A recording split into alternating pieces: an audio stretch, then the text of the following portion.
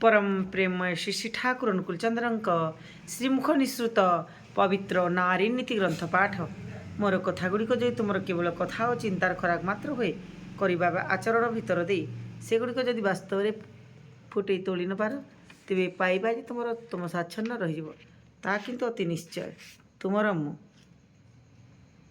विवाहर बयसर पार्थक्य जहाँ को पति रूपे वरण कर संभावना अच्छी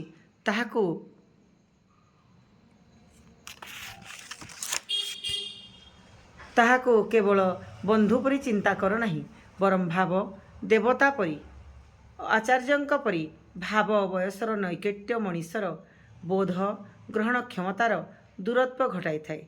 तेणु स्वामी स्त्रींकर बयसर पार्थक्य पुरुषर जे बयसरे प्रथम संतान होई पारे सेते दूर हेबा ही उचित। बाणी संख्या 82। जय गुरु जय गुरु।